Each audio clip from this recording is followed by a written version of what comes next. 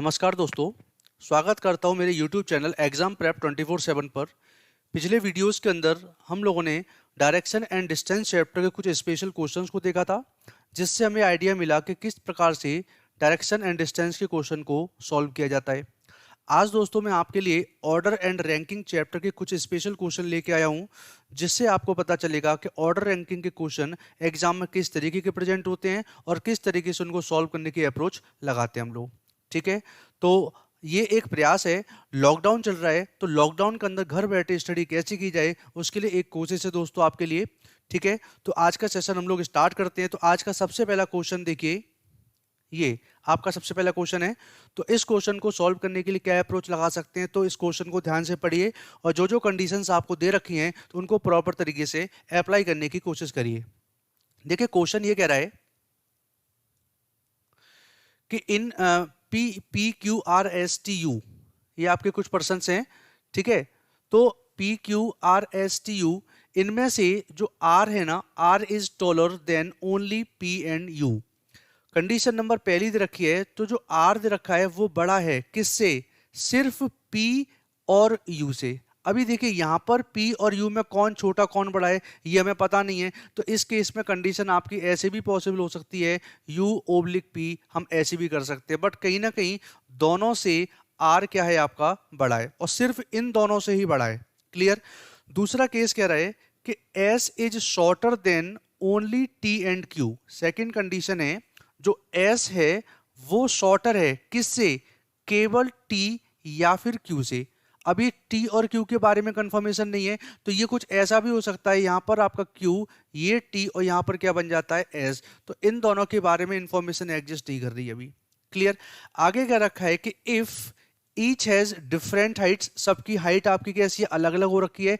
तब आपको बताना है कि who will be at the third place when they are standing in descending order. मतलब डिसेंडिंग ऑर्डर में खड़े हुए टॉलेस्ट और फिर उसके बाद में शॉर्टेस्ट की तरफ चलते जाएंगे, यानी सबसे पहले बड़ा, फिर छोटा, फिर छोटा, फिर छोटा, इस तरीके से। तो अब इस केस में अगर देखा जाए तो एक कंडीशन हमें ये पता चल रही है, जो एस दे रखा है वो सिर्फ दो लोगों से छोटा है, T और Q इन दोनों से क्या है? छोटा है।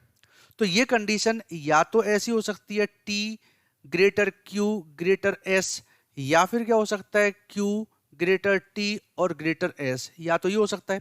अच्छा, दूसरी कंडीशन में क्या रखा है, जो R है वो P और U, केवल P और U से ही बड़ा है और बाकी के उससे कैसे बड़े हैं।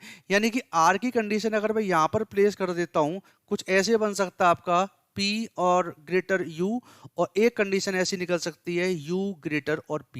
क्लियर। अब देखो R सिर्फ इन दोनों से ही बड़ा है, मतलब इन सब से छोटा ही होगा। ठीक है, यहां पर भी सिंबल कौन सा लगेगा? ये। अब कंडीशन यहां पर ये वाली कंडीशन जो है ना, हमें को पता नहीं है, क्योंकि T और U के बारे में इंफॉर्मेशन नहीं है, फिर T और Q के बारे में इंफॉर्मेशन नहीं है, और साथ के साथ P और U के बारे में कोई इंफॉर्मेशन नहीं है। क्लियर। अब क्वेश्चन कह रहा है कि who will be at the third place when they are standing in the descending. तो डिसेंडिंग ऑर्डर में देखो सबसे बड़ा कौन है आपका? ये वाला Q, सब यानी T या Q में से आपका कोई एक बड़ा होगा।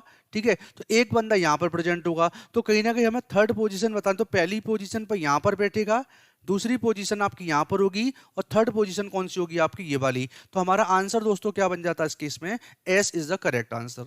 क्योंकि देखो यहां पर कंडीशन क्या हो रखी है, या तो T बड़ा हो सकता है या तो Q बड़ा हो सकता है। अगर T बड़ा है तो Q उससे छोटा है, और Q बड़ा है तो T उससे छोटा है। इस केस में दोनों में से कोई सी भी कंडीशन फॉलो हो सकती है, तो कंडीशन हमारी क्या बन जाएगी यहाँ पर? एस आपका बिल्कुल सही आंसर बन जाता है। तो इस केस में इस क्वेश्चन का परफेक्ट आंसर कौन सा आपका? सी बता दीजिए। क्लियर है। तो इस तरीके से इस क्वेश्चन को मैनेज कर सकते हैं हम लोग। ठीक है, दूसरा क्वेश्चन देखते हैं दोस्तों। सेकंड क्वेश्चन बड़ा अच्छा क्वेश्चन है आपका, इसको थोड़ा सा ध्यान से पढ़ेंगे हम लोग। देखिए, each of the 6 friends ABCDE and F, यानी कि ABCDEF आपके 6 फ्रेंड्स हैं, scored different marks in an examination. यानी कोई एक एग्जाम दिया है तो उसके अंदर इन्होंने अलग अलग मार्क्स स्कोर किए हैं। सबसे पहली कंडीशन दे रखी है कि C scored more then only E and A, sorry A and E। तो यहां पर बोला कि जो C ने नंबर पाए हैं किससे ज्यादा? A और E से ज्यादा नंबर पाए हैं। अब ये कंफर्मेशन नहीं है कि देखो यहां से दो कंडीशन आ सकती हैं। एक तो कंडीशन कुछ ऐसी बन सकती है, और दूसरी कंडीशन क्या बन सकती है आपकी? E ग्रेटर A, ये बन सकती है। अभी देखेंगे उसको भी। आगे क्या रखा है कि D is less than only B, यानी जो D है वो सिर्फ B से ही छोटा है। क्लियर। और C दे रखा है A और E से बड़ा दे रखा है। ठीक है, तो कंडीशन आपकी इनमें से कुछ हो सकती है। आगे पढ़ते हैं। E did not score the least, least मतलब सबसे कम, यानी E ने सबसे कम स्कोर नहीं किया, मतलब ये वाली कंडीशन क्या हो गई आपकी, गलत हो गई, यानी ये कंडीशन अप्रोच में लेके आएंगे। तो C है सिर्फ A और E से क्या है, बड़ा हो जाएगा यहाँ पर। क्लियर। और जो D है B से कैसा आपका, छोटा हो जाएगा। तो D से सिर्फ B ही बड़ा है, यानी कि बाकी सब उससे क्या छोटे ही हैं। और E और A से बड़ा सिर्फ C है, तो एक कंडीशन देखिए यहाँ पर अपने पास में A B C D E और F होगा। अगर देखिए F आप अगर यहाँ पर रख देते हो तो कंडीशन गलत हो जाती है, कि जो C सिर्फ E और A से बड़ा बताया है जबकि F से भी बड़ा है, तो यहाँ पर F नहीं आएगा। अगर मैं F को यहाँ पर प्लेस कर देता हूँ तो उस केस में देखेंगे, यहाँ पर प्लेस करने में हम देख रहे हैं कि जो D है ना वो बताया गया सिर्फ B से बड़ा, B से छोटा है, जबकि यहाँ पर F से भी छोटा, तो F आपका यहाँ पर भी प्रेजेंट नहीं करेंगे। इसलिए F की कंडीशन बीच में यहाँ पर रखी जाती है और यहाँ पर कंडीशन आपकी बिल्कुल परफेक्ट हो जाती है। तो आपका जो चेन बनेगा वो चेन कुछ इस तरीके से बनेगा, B greater D greater F greater C greater E greater A। आगे कंडीशन दे रखी है दोस्तों कि the who scored the third highest number 88, तो तीसरा हाईएस्ट, सबसे बड़ा B उससे छोटा D उससे छोटा, यानी F के मार्क्स कितने पाए गए आपके 88 मिले उसको, और E ने कितना स्कोर किया हुआ है 70, तो E आपका कितना है यहाँ पर 70। तो इतनी इंफॉर्मेशन आपके क्वेश्चन में गिवन है पहले से। क्लियर। तो अब पहला जो क्वेश्चन कह रखा है, क्वेश्चन ये कह रहा है कि which of the following could be possibly by C's score, हमें सी का स्कोर चेक करना है। तो देखिए सी का स्कोर क्या है, एफ से तो क्या होना चाहिए, छोटा होना चाहिए, और ई से क्या होना चाहिए, बड़ा, मतलब जो भी स्कोर आएगा वो 88 और 70 के बीच में होना चाहिए। तो देखिए अगर 92 की बात करें तो 92 आपके इस सीरीज में 88 से बड़ा है, इसलिए ये ऑप्शन गलत हो जाएगा। बात करें 85, तो इन दोनों के बीच में 85 प्रेजेंट होगा कि नहीं, 85 70 से तो बड़ा है और 88 से कैसा है, छोटा है, तो यही आपका परफेक्ट आंसर बन जाता है। तो दोस्तों पहले क्वेश्चन का आंसर क्या बन जाता है आपका, 85 is the correct answer. Clear.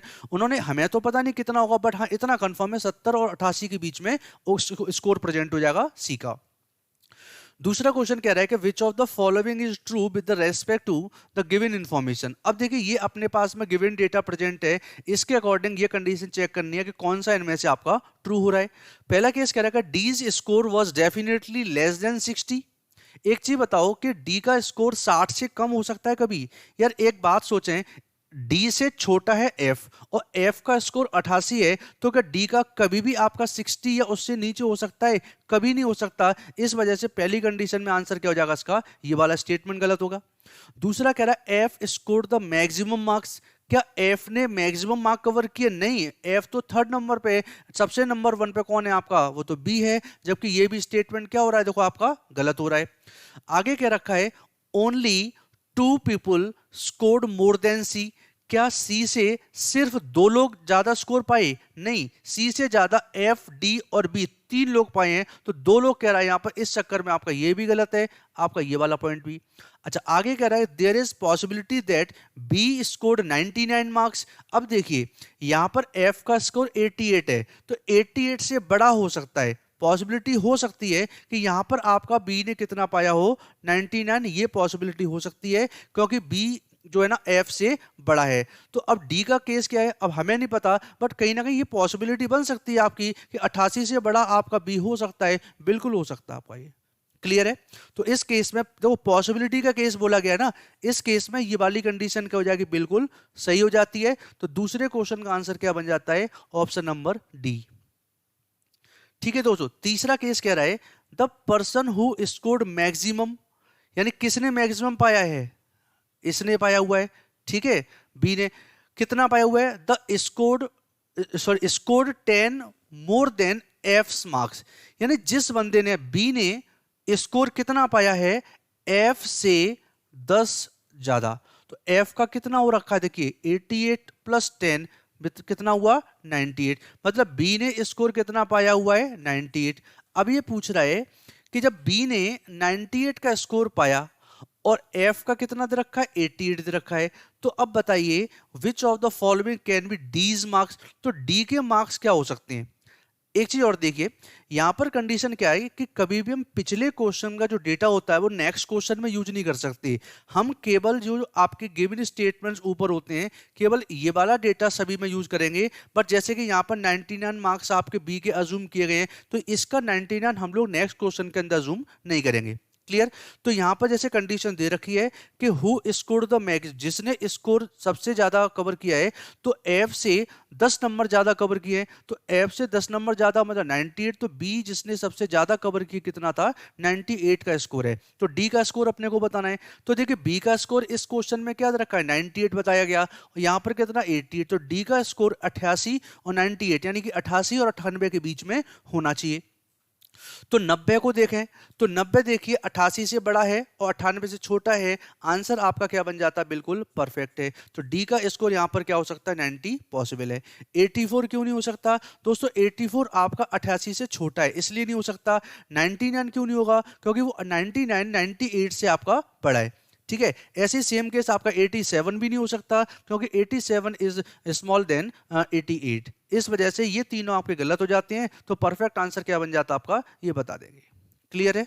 तो ये क्वेश्चन आपका एक अच्छे लेवल का क्वेश्चन था और इस तरीके के क्वेश्चन आपके एग्जाम के अंदर प्रेजेंट होते रहते हैं अक्सर। तो इस तरीके से इन क्वेश्चन को करने की अप्रोच हमें लगानी होती है। ठीक है, तो उम्मीद करता हूं दोस्तों ये क्वेश्चन भी आपको समझ में आ गया होगा। ठीक है, आगे चलते हैं अगले क्वेश्चन पर। देखिए अगला क्वेश्चन आपका जो कह रहा है वो ऑर्डर एंड रैंकिंग का एक स्पेशल क्वेश्चन बन सकता है। देखिए यहां पर कंडीशन दे रखी है कि Sonu is 15th from the front in the column of 40 boys. यानी कहने का मतलब क्या है कि जो टोटल स्टूडेंट बता रखे हैं वो कितने हैं आपके, 40 हैं। इसमें से जो सोनू है उसकी रैंक फ्रंट से कितनी है, 15वीं रैंक है। और जो यहां पर करण बता रखा है, करण इज 15th फ्रॉम बैक, तो जो करण है वो आपका बैक साइड से कितना है, वो भी आपका 15th है। अपने को बताना है कि how many boys are there between both, है ना। तो सोनू के और करण के बीच में लोग कितने हैं, एक कंडीशन समझते हैं एक बार।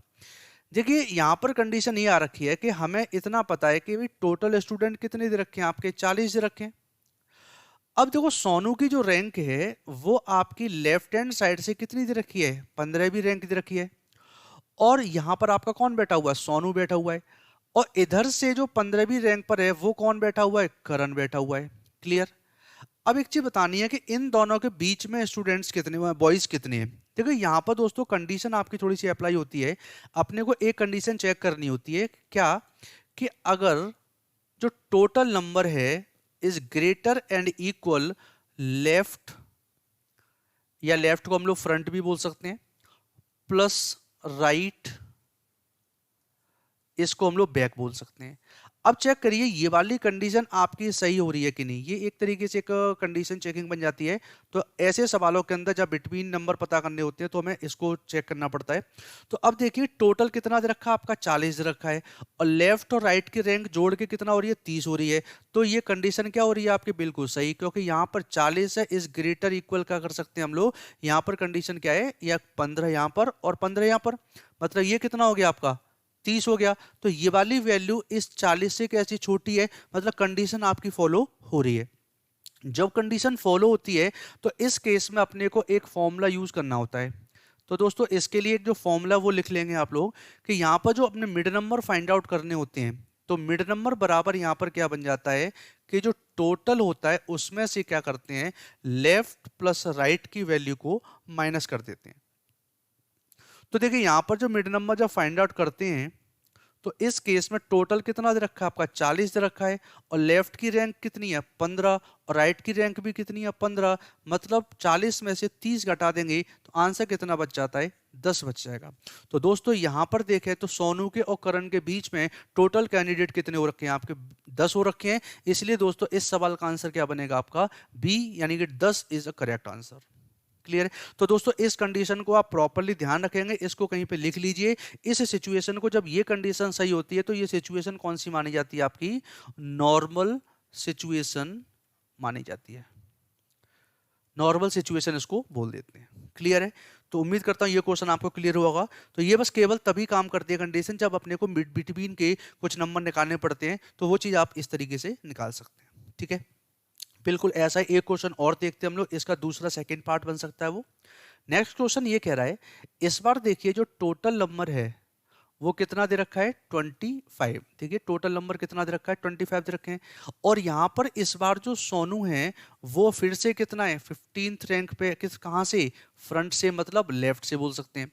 और जो दूसरे केस में करण फिर से वही उसी का सवाल है आपका, तो जो करण है वो इस बार कितना है, वो भी आपका 15th पर है, बैक साइड से मतलब राइट साइड से। ये कंडीशन दे रखी है। तो अभी देखिए कंडीशन हमने पिछली वाली स्लाइड में देखा था, वो ये था कि हमें ये चेक करना है कि total is greater equals to left plus right. ठीक है, अब देखो इस वाले सवाल में क्या ये कंडीशन सही हो रही है? टोटल कितना दे रखा है आपका 25 दे रखा है, और लेफ्ट प्लस राइट कितना हो गया 30 हो गया। तो 25 इज ग्रेटर इक्वल 30 क्या हो सकता है? नहीं। ये कंडीशन किसकी थी? ये कंडीशन थी आपकी नॉर्मल कंडीशन। अच्छा, तो दूसरी कंडीशन चेक करेंगे, क्या ऐसा तो नहीं हो रहा कि लेफ्ट प्लस राइट की जो वैल्यू है वो बड़ी हो रही है क्या टोटल से? ये चेक कर लो एक बार। अब इसको चेक किया तो लेफ्ट प्लस राइट की वैल्यू कितनी हो रखी है 30 हो रखी है, ग्रेटर 25। हाँ, ये कंडीशन क्या हो रही है आपकी परफेक्ट है। तो इस सिचुएशन को यहां पर क्या बोल देते हैं? ओवरलैप की कंडीशन बोल देते हैं, ओवरलैप सिचुएशन। ठीक है दोस्तों, तो ओवरलैप सिचुएशन होती है। तो इस केस में कहानी क्या बनती है, देखो पिछले वाले केस में हम लोगों ने जो सवाल बनाया था कि तब टोटल कितने थे आपके 40 थे, और यहाँ पर कितना था 15, यहाँ बिठाया था सोनू को, और यहाँ से करण को बिठाया था आपका 15 पर। तो ये कंडीशन आपकी नॉर्मल कंडीशन थी। ओवरलैपिंग की सिचुएशन क्या होती है दोस्तों?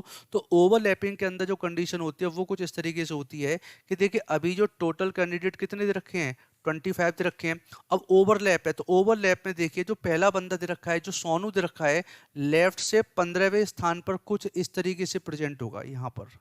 तो ये 15वें नंबर पे कौन है? सोनू। ऐसे ही देखा जाए तो यहाँ से जो राइट साइड से कुछ इस तरीके से यहाँ पर कौन है? करण। ये भी कौन सा है? 15वें नंबर पे। तो अब इस कंडीशन को क्या बोलते हैं हम लोग? ओवरलैप कंडीशन बोलते हैं कि ये इसको पार करके इस साइड निकलेगा, ये इसको पार करके इस साइड। तो ये कंडीशन कौन सी होती है आपकी दोस्तों? ये होती है आपकी ओवरलैप कंडीशन। क्लियर? तो इस केस में क्या करते हैं, तो इस केस में जब अपने को मिड नंबर फाइंड आउट करने होते हैं दोस्तों, इसका फॉर्मूला लिख लीजिए आप।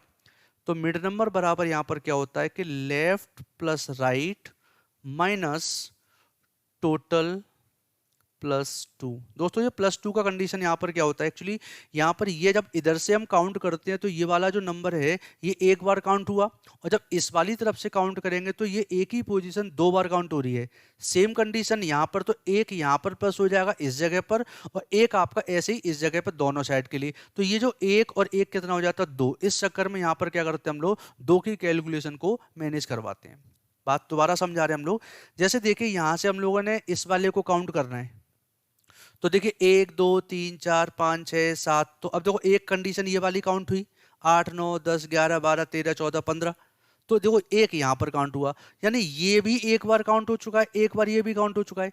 अब इधर से चेक करते हैं, जब इधर से चेक करेंगे तो 1 2 3 4 5, तो ये भी बीच में आएगा, 6 7 8 9 10 11 12 13 14 15, तो ये भी।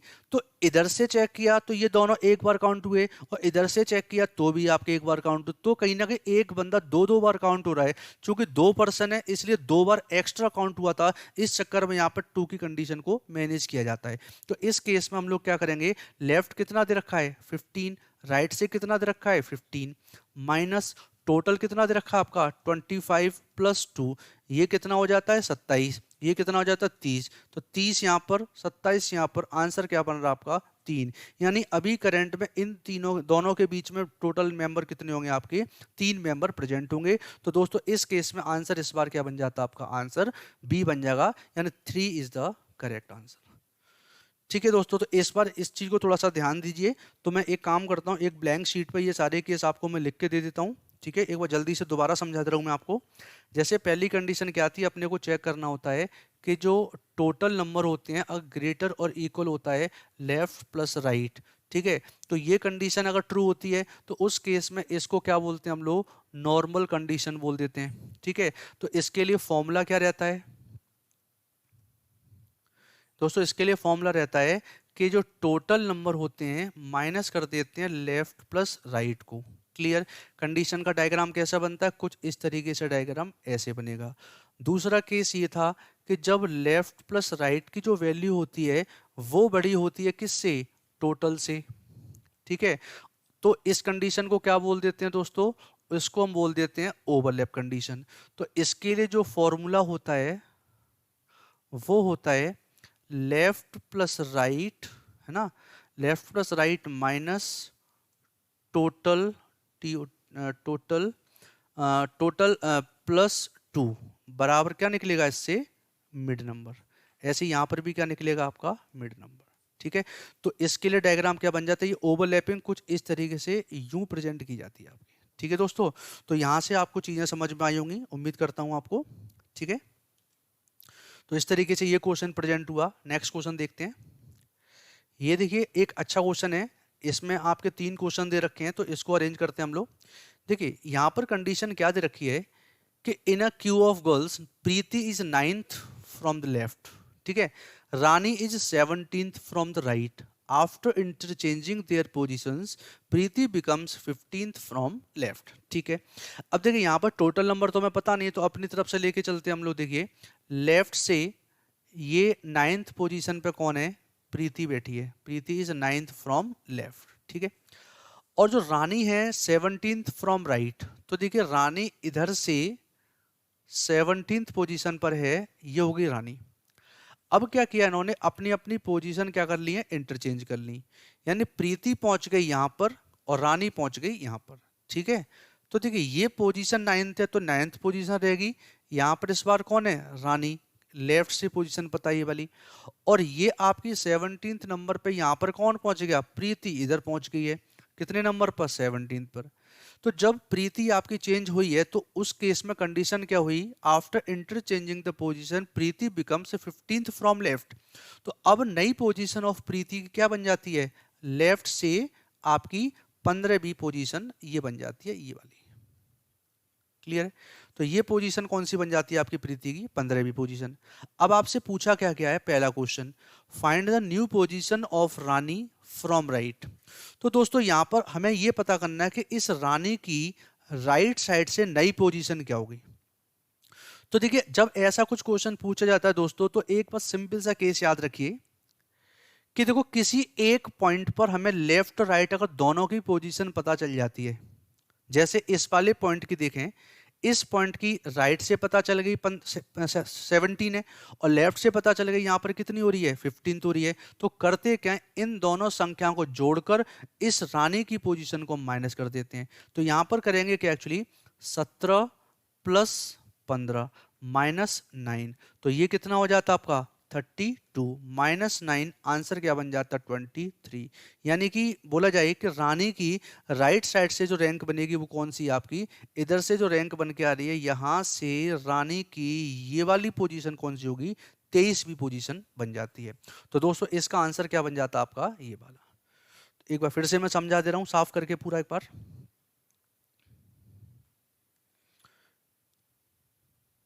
देखो इस क्वेश्चन को एक बार जल्दी से दोबारा समझ लेते हैं हम लोग।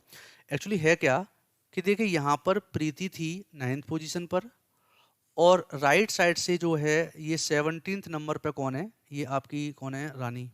क्लियर। अब क्या हुआ, जब दोनों ने अपने अपनी पोजीशन चेंज करी तो ये तो 9th ही रहेगी, और पोजीशन तो आपकी यही वाली रहेगी, ये भी ये 17। तो यहाँ पर प्रीति यहाँ पहुंच गई है और रानी कहाँ पहुंच गई, अपनी इस जगह पर, कुछ इस तरीके से क्रॉस यूं हो चुका है। ऐसा करने के बाद जो प्रीति की जो नई पोजीशन बनेगी, जो प्रीति की ये जो नई पोजीशन बन के आ रही है, ये कितनी बन के आ रही है आपकी 15। तो कहीं ना कहीं इसी पोजीशन को यहाँ पर 15 बोला गया है, तो इसी पोजीशन पर हमें एक लेफ्ट से और राइट से दोनों नंबर पता चल चुके हैं ना।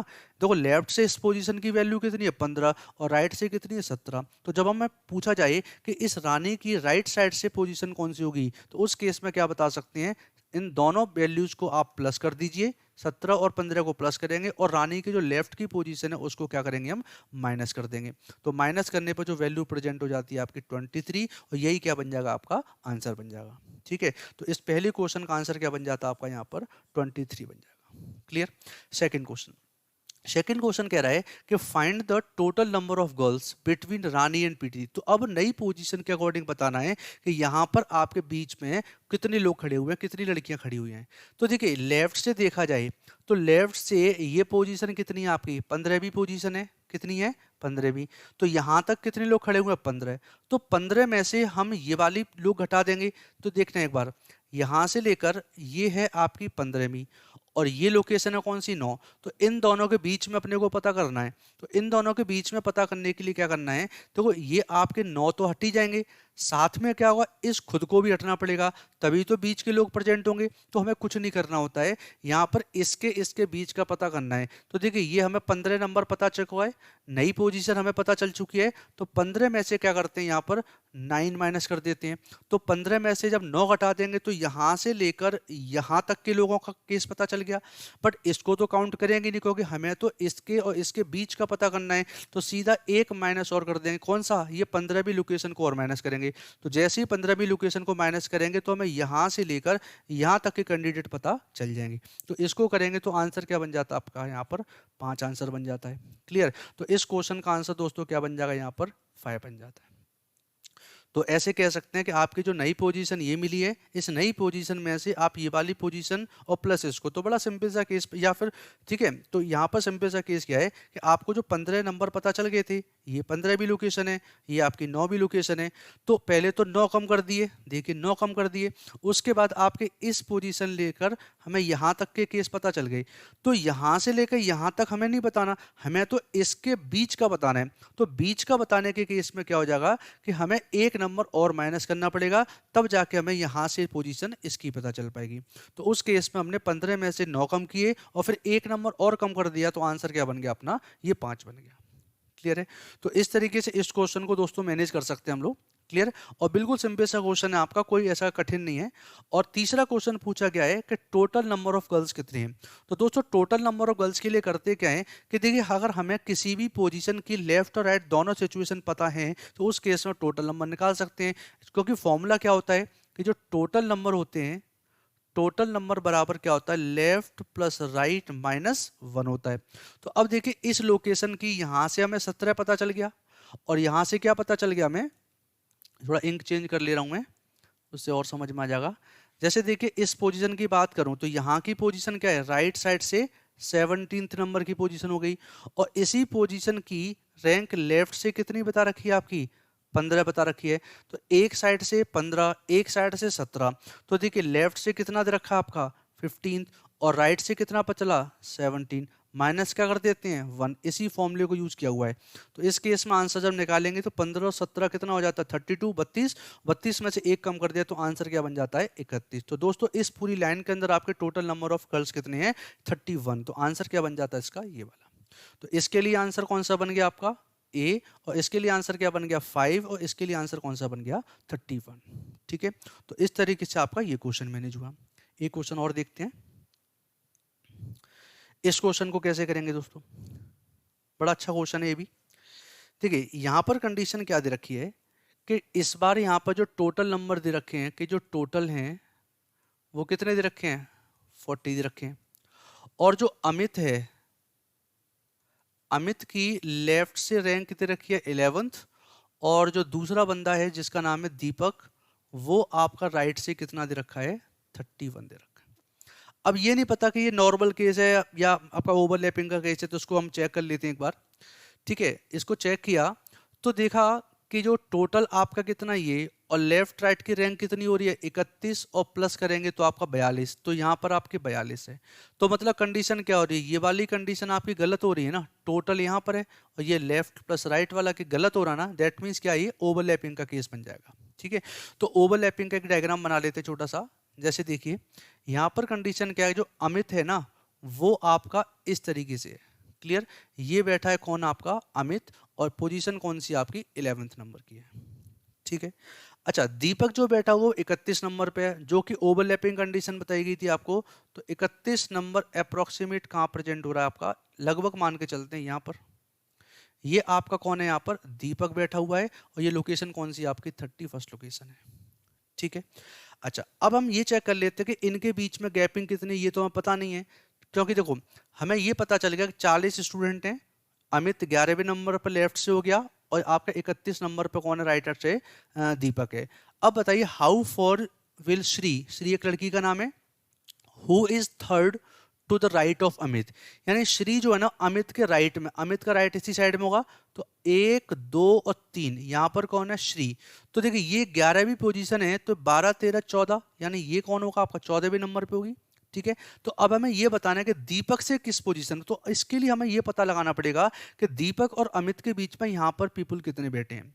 तो ये ओवरलैपिंग का फॉर्मूला क्या बताए थे आपको, ओवरलैपिंग का फॉर्मूला बताए थे हम लोग कि जो मिड नंबर था वो क्या था, left plus right minus total plus 2।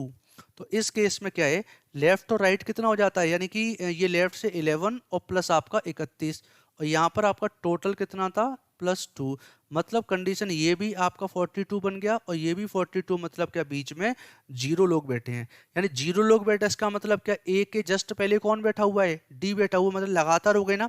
तो अब एक चीज देखिए, यहाँ पर जो 31 है, ये जब आपका 31 है उसके लगातार आपकी कंडीशन है, तो बताइए दीपक यहाँ पर है, इसकी जब लगातार, जब दीपक और अमित के बीच में कोई बैठा ही नहीं है, 0% है, तो उस केस में एक के बाद में, दीपक के बाद में सीधा अमित होगा, अमित के बाद में ये होगा, इसके बाद ये पर्सन है, इसके बाद श्री है। तो अपने को काउंट करके बताना है कि दीपक के कितना दूर है आपका, कि हाउ फॉर श्री। ठीक है, तो उस केस में दीपक से जो श्री बैठी है, दीपक के राइट में चौथे स्थान पर है। राइट में देखेंगे ना, इससे राइट में जाएंगे हम लोग, तो 1 2 3 और 4, तो दीपक के राइट में कौन सा आपका 4th नंबर है, तो दीपक के राइट में 4th नंबर आपका देखिए, तो 4th to the right of Deepak, तो आंसर क्या बन जाता है इसका, पहला क्वेश्चन, सॉरी पहला ऑप्शन आपका परफेक्ट बन जाएगा। तो इस तरीके से आप देखेंगे इस क्वेश्चन को, तो आराम से चीज़ें आप मैनेज करेंगे। क्लियर है। तो कुछ चीज़ें ऐसी होती हैं जो आपके फॉर्मूले भी यूज़ करने पड़ते हैं, कहाँ पर थोड़ा सा ऑब्जर्वेशन करना पड़ता है, तो इन चीज़ों को ध्यान रखते हुए चीज़ों को आराम से हम मैनेज कर सकते हैं। क्लियर है। तो इस तरीके से ये क्वेश्चन प्रेजेंट हुआ। एक क्वेश्चन और देखते हैं हम लोग। देखिए ये भी बड़ा अच्छा क्वेश्चन है आपका, ऐसे भी क्वेश्चन एग्जाम में प्रेजेंट हो जाते हैं। देखिए कंडीशन नंबर क्या है कि जो बोला गया कि Mayank is 11th from back, पीछे से। क्लियर। अब देखिए पीछे से 11th नंबर पे है कौन, मयंक। मयंक है आपका जो है बैक से 11th नंबर पे है, और जो श्याम है फ्रंट से 10वें नंबर पे है। तो जो श्याम है वो आपके फ्रंट से 10वें नंबर पे है।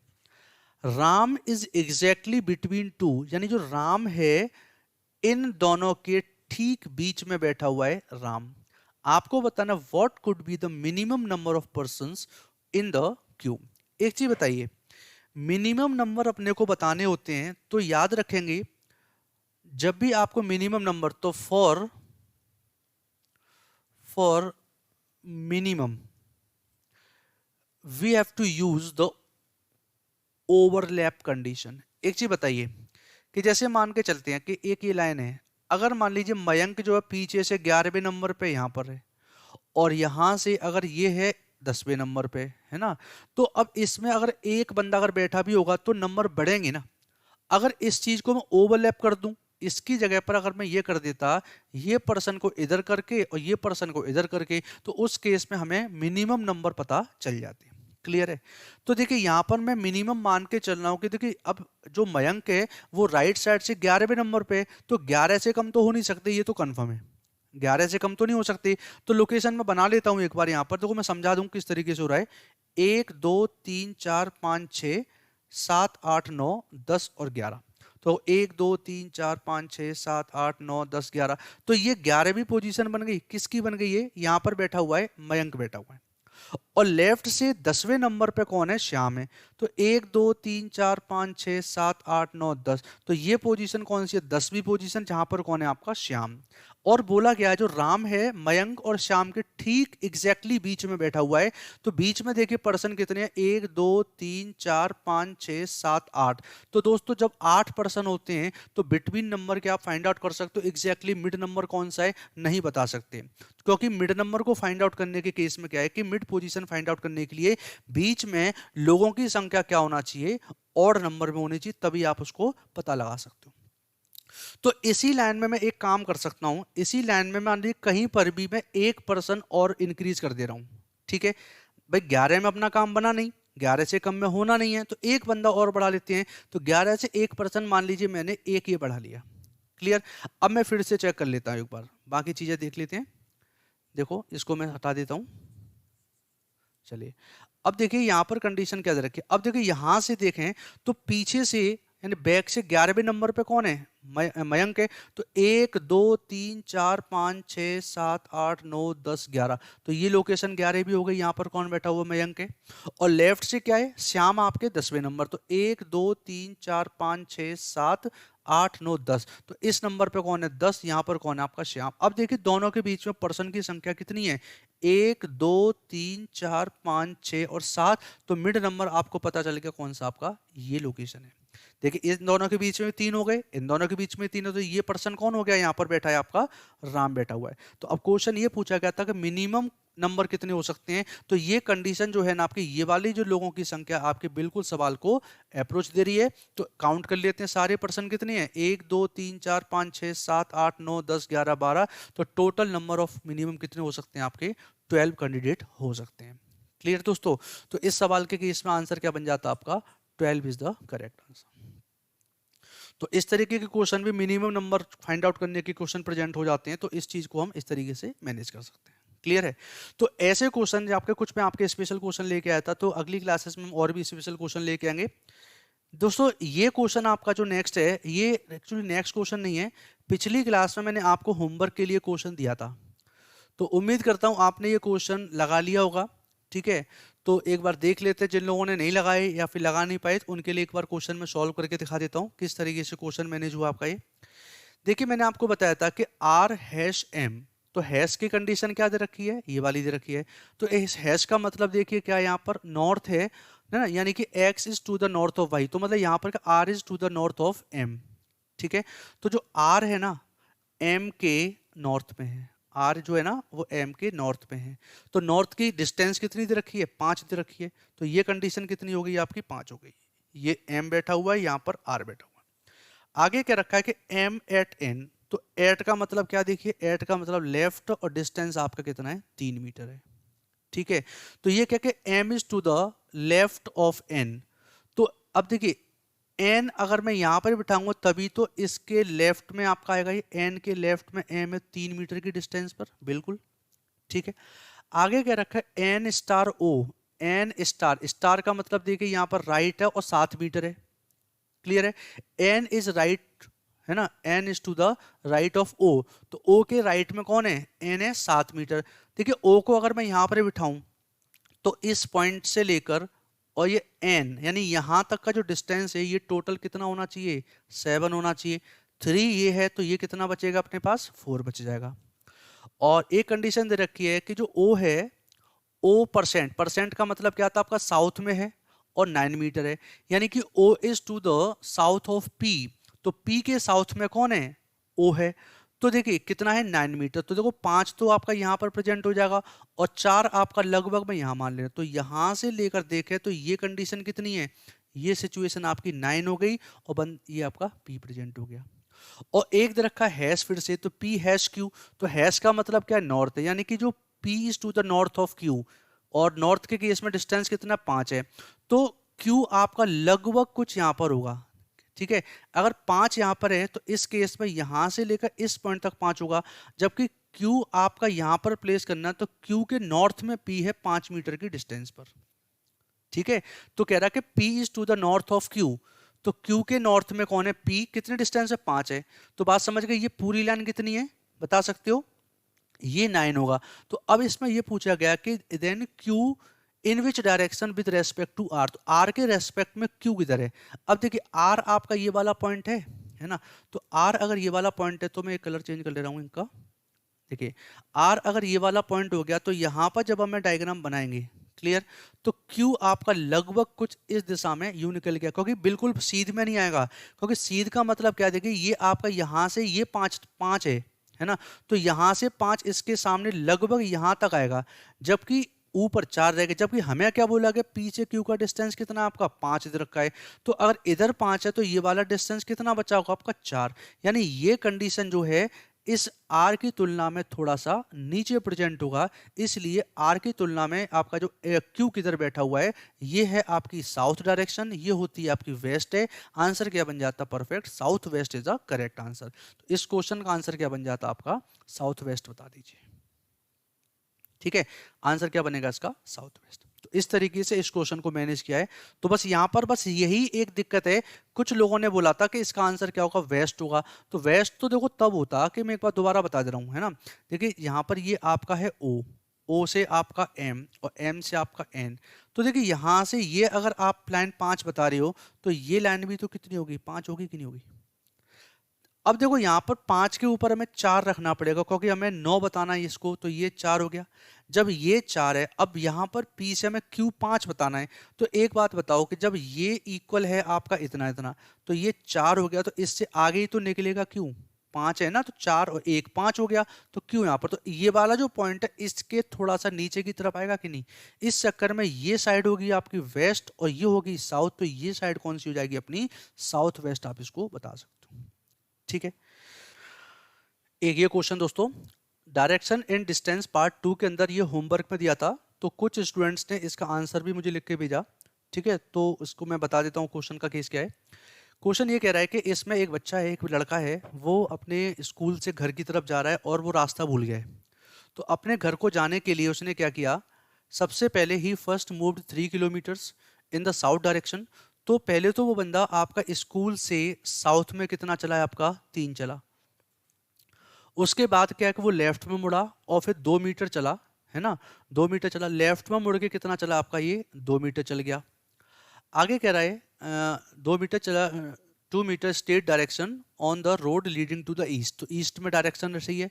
From there he move to the left and walk 3 kilometre. तो फिर से वो लेफ्ट मुड़ के कहाँ पर चला आपका? वो 3 किलोमीटर। ये यानी ये डिस्टेंस और ये डिस्टेंस आपकी इक्वल है, तो ये पॉइंट और ये पॉइंट दोनों आपके एक सीधे में होंगे। आगे कह रहा है कि after this he again turn to his left and moved 1 kilometre. फिर वो लेफ्ट मुड़ा और आपका आधे चल के 1 किलोमीटर फिर से चल गया। क्लियर? 1 किलोमीटर। तो अब कह रहा है कि अब हमें बताना है कि the home of the boy was in which direction from his school. तो उसका स्कूल ये है और घर उसका ये वाला है, तो किस डायरेक्शन में है? स्कूल से उसका घर ईस्ट दिशा में। देखिए ये डायरेक्शन आपकी कौन सी होती है? ईस्ट। तो इस सवाल का आंसर क्या बन जाता है? ईस्ट बन जाएगा। ठीक है दोस्तों, तो इस तरीके से क्वेश्चन प्रेजेंट हुआ है। तो उम्मीद करता हूं दोस्तों आज के जो चैप्टर थे ऑर्डर एंड रैंकिंग, उस चैप्टर के अंदर जो सवाल हम लोगों ने किए आपको पसंद आए होंगे। अगर आपको वीडियो दोस्तों अच्छी लगी तो आप इस चैनल को सब्सक्राइब करिए, शेयर करिए, लाइक करिए और कमेंट जरूर करिए। ठीक है, मैं उम्मीद करता हूँ सब कुछ आपको अच्छा मिलेगा और ऐसे ही आगे की वीडियो को पाने के लिए आप बेल आइकन को भी दबाइए, जिससे आपको नोटिफिकेशन मिलते रहेंगे और आप मेरी वीडियोस को देख सकते हैं। ठीक है, all the best, thank you, धन्यवाद।